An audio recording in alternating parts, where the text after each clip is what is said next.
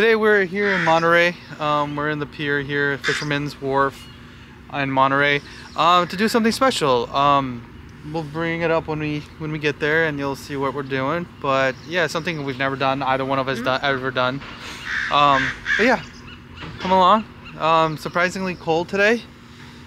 Completely different from the last couple days. It's been in the hundreds, and I think we were in the 50s right now. So we've experienced four seasons in a week. Yeah, all the different like terrains and weathers. It's crazy. Yep. But come on. Hope you enjoy this vlog, and we'll see you on the boat. All right, guys. So we're making our way down to the Fisherman's Wharf. This is our Monterey Fisherman's Wharf, and I think our taxi is down there somewhere. Alright, so that's what we're doing today. Monterey Bay Whale Watch. So we're gonna see if we can see any whales today. Here's the view from the promenade. That's a pretty nice view, even though it's foggy right now. I don't know if the fog's gonna go away. I know when we went to Golden Gate Bridge, like the fog was still there, and it was like 3 o'clock. So I don't know how long the fog's gonna last, but still a pretty cool shot. Alright, so this is our taxi for the day.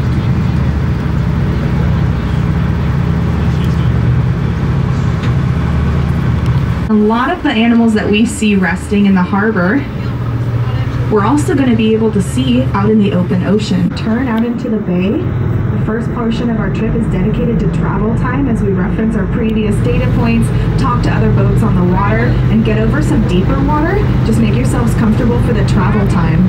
So here we are starting off our journey out into the ocean. It's a total of 4 hours for the tour.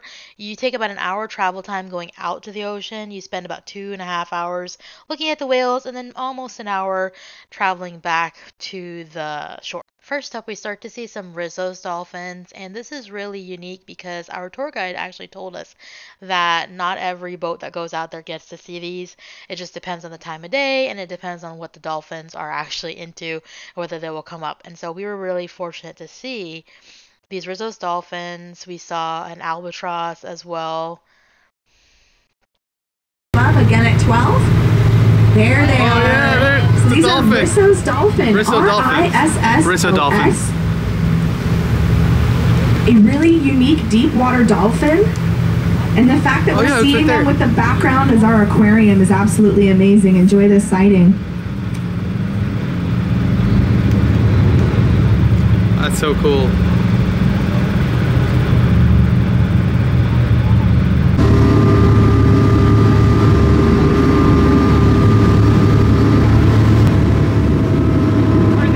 Up and down, up and down.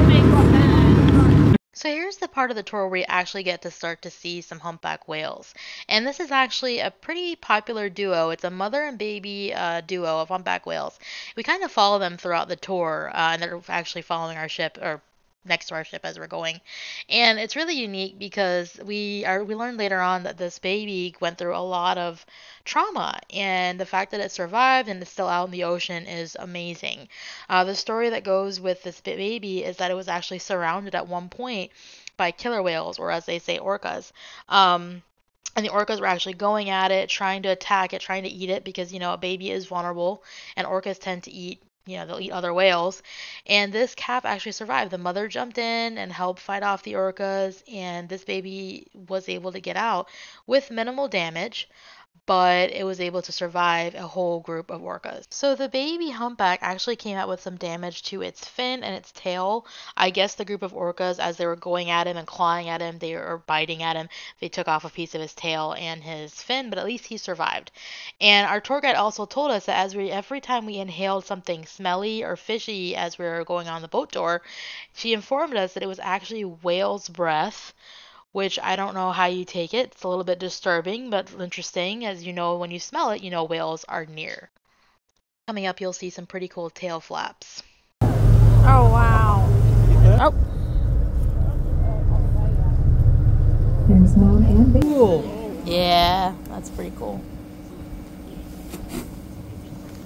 Here you'll see some more whales. This is not the mother and baby. This is another group of whales that they came actually really close to the boat, and they were doing their blowhole, and it was amazing.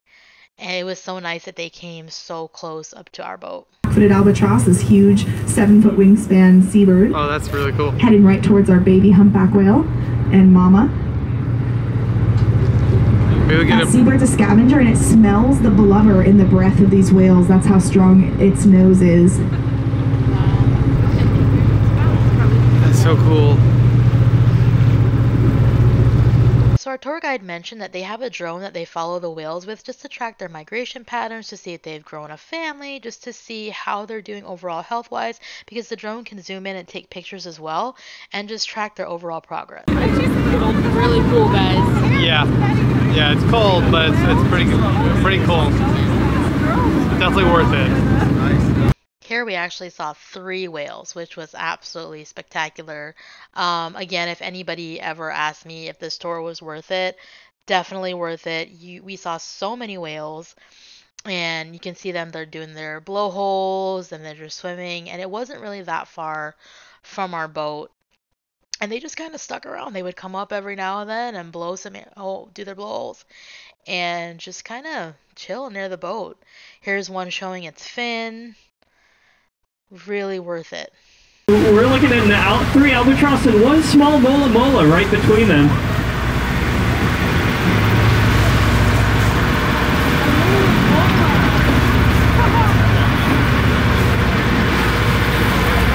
The interesting things about this tour is depending on the time of year is going to determine the type of whale that you see. Now, we came in the summer, so we were at peak time to see humpback whales. You probably can see humpback whales up until like early November, but if you're interested in seeing blue whales or gray whales, the best time to come would be December through April, so like winter and early spring.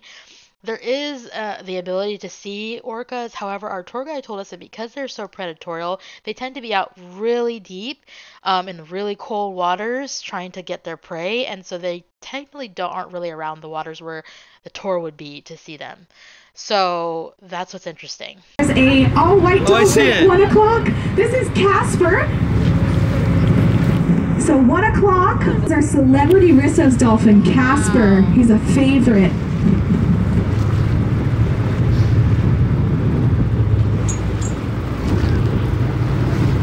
Named Casper. Oh, that's a seal. So on this tour, you see a ton of wildlife. It is definitely worth your time. We saw otters and Risso's dolphins on the way out into the ocean. Once we got out in the ocean, we saw the humpback whales, some otters, not too many otters because they don't go that deep. We saw the albatross, pelicans, other different kinds of birds, and then seals on the way back. So definitely a lot of wildlife. That was totally worth it. I mean, the things we saw, like... It was really cool. Yeah, we saw a lot of humpback whales today. There's a lot. There was a baby that we got to see, a baby and a mother. We saw dolphins. I think they're called Risso dolphins, yeah. And they actually had like an all-white one.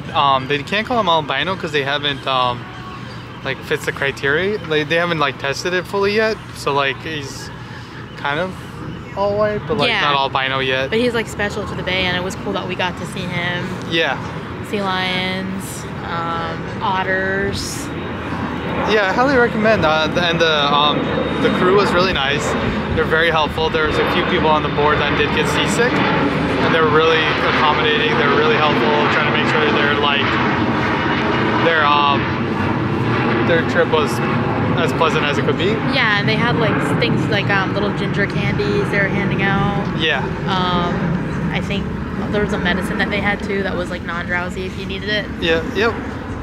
If you are someone that is prone to seasickness, I would definitely take something before you come on, because it is very rocky. Like we're okay, but if you are there's big waves. It's swells, and it's like an hour out to sea.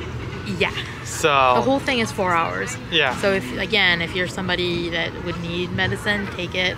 Probably need to take it again on the boat just because the whole thing is 4 hours. Yeah. But if you're not, it's so cool because you literally feel like you're riding the waves. Yeah. It's awesome. really cool. It was really fun. I highly recommend it. I don't know how the footage came out because the glare on the viewfinder was kind of, I couldn't really see what I was videoing. Yeah, and I was also like you're just trying to like get it fast.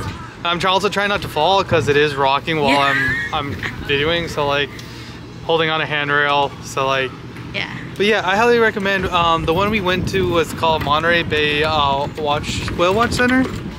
So it's this one right here, the big red building. It's like right there, and it was really fun. So if you get a chance, I mean, this is the one we found, and they've been on Netflix, the Natural Geographic and stuff. They have a few different versions. Yeah, it's like I was saying, they have a few versions. So the one we went in was the early morning 9 a.m. and that's a 4-hour tour. They did have another one at 10 a.m. as well. But I just chose the 9 a.m. one because I wanted to go as early as possible. And like they do have them later on in the day, but our tour guide was mentioning that like it's not that the whales aren't out all day, it's more that they can't get to them because of how choppy the waters are. Yeah. So yeah, the later in the day the water gets a little more rough, so they might not be able to make it out to where the whales are. But they do also have a 3-hour, and I guess they also have an 8-hour tour. I'm not sure about the 8-hour tour, but they do have a 3-hour, a 4-hour. And yeah, I think they also do sunset cruises. yeah. So That would be cool. But it is cold. Yes. It is pretty cold out there, so Like layer. what I have on is really not enough. Like Yeah. you could do a double layers Yeah. and be perfectly okay. Yeah, just layer, so that way as it gets colder you can put things on, and then as it gets warmer you can take things off. But yeah, so now we're gonna go up and down the wharf, see if there's anything we can find to eat, because it is 1 o'clock. Yeah. And we are hungry now. We haven't eaten since breakfast, so Yeah. come along with us. Yeah. Hey everybody, so we just stopped by on the Fisherman's Wharf. I can't see if you can tell what it is, but it's the Old Fisherman Grotto. Yeah. If you have a chance to try it out, it was really good. I got the fish and chips, it was really good. The clam chowder was really good. Faz got a shrimp sandwich, like a shrimp salad sandwich, and that was really good too.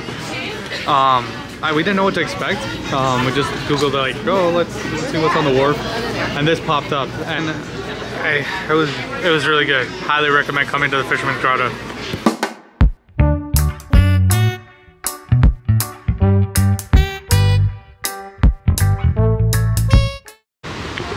Alright, so we just got out of Monterey Bay, and now we're going on a 17-mile drive. It's a little bit away from Monterey, not too far, but it's like a scenic drive that they have, and they start at the Spanish Bay Inn. And so this is one of the first stops. They have a little outlets every now and then, so this is our first stop.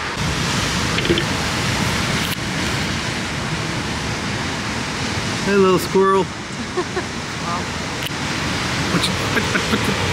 And so this is kind of the scenery you'll get up and down the coast, the Highway 1 coast.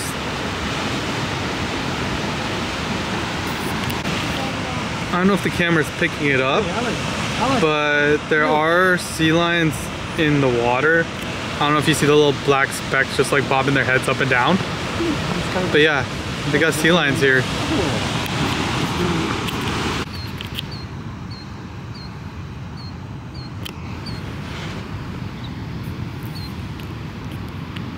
So the first area is actually Point 5. It's actually number 5 on the map, I guess, and it's called Point Joe. So that's this first area where we saw these seals in the water.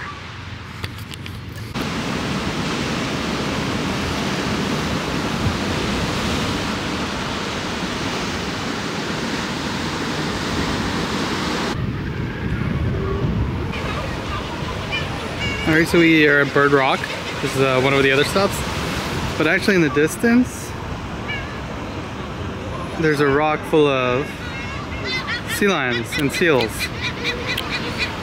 And I think the birds find it funny.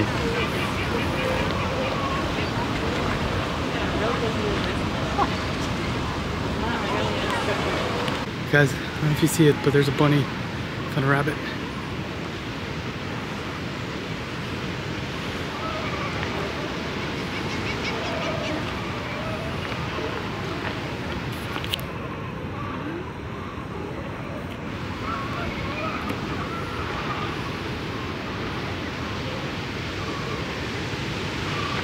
The nature out here is surreal. It's so pretty. Look at this. Look at the scenery. This is something you cannot get at Florida. Alright everybody, so I think this is going to be it for a 17-mile drive. I think we're going to turn around now. We've been on it for like maybe 1 or 2 miles. But here is the lone cypress tree. It's number 12 on the guide map, number 12 stop. And so it's just a tree that's growing out in the middle of the rock there. But they say it's alone, but it's got a few friends around it.